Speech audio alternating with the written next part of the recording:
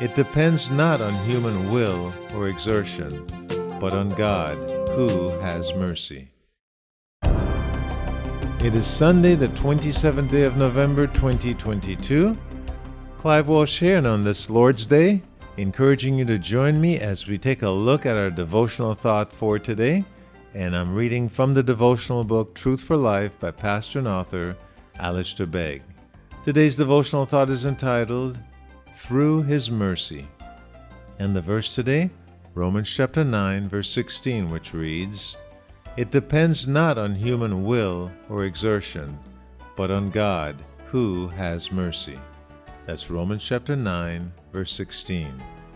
Alistair Begg writes, God is not tied to man-made customs, and He is under no obligation to fit in with our expectations.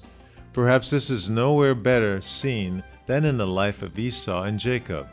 Esau was the firstborn of Isaac, whose father Abraham had been chosen by God to be the bearer of the promises to make himself a people and bring blessing to his world, in Genesis chapter 12, verses 1 through 3.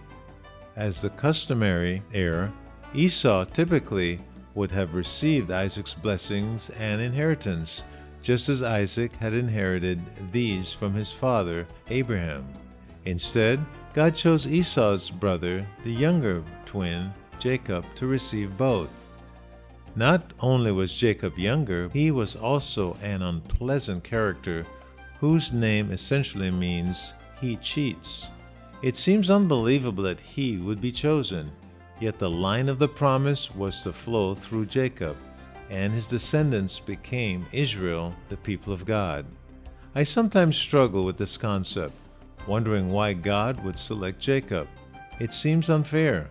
Yet the Bible tells us that although Jacob was an unlikely choice, God determined in advance to fulfill the promises through Jacob instead of Esau. Though they were not yet born and had done nothing either good or bad, in order that God's purposes of election might continue, not because of works, but because of Him who calls. Romans chapter 9, verse 11. In choosing Jacob, God was fulfilling His purposes from all eternity, and He was also teaching this principle: God does not choose on basis of merit. None of us deserve to belong to Him. This is where we sometimes get things turned upside down. We look at Jacob and wonder why he was chosen, when we should really look at God and wonder at His graciousness. He says, I will have mercy on whom I will have mercy, and I will have compassion on whom I have compassion. Romans chapter 9, verse 15. And God mercifully calls us, too, though we are undeserving.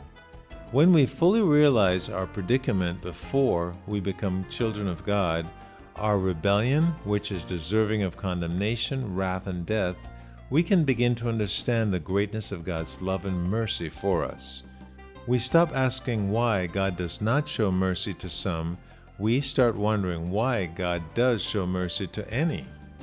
It becomes a matter of deep gratitude that He has made us His heir, children of God. You didn't do a single thing to earn the King's favor. You made absolutely no restitution for your rebellion. There is only one basis on which you have been adopted into His family: His mercy, freely given and never deserved. In the words of the psalm writer, Jesus paid it all.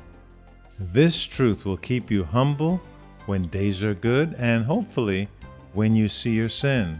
Salvation is never about your merit, but always and only about His mercy. Truly, salvation is all about Jesus, His mercy. May you find Him to be that merciful God today, and throw yourself on His mercy, because that's where it all begins, and that's where we'll continue on, His mercy. We're grateful for a merciful God. Well, Clive Walsh here, and that's the reading of our devotional thought for this 27th day of November, 2022. Those of you reading through the Scriptures, 2 Chronicles chapters 17 and 18, as well as Luke's Gospel chapter 8, verses 1 through 25, and may the Lord richly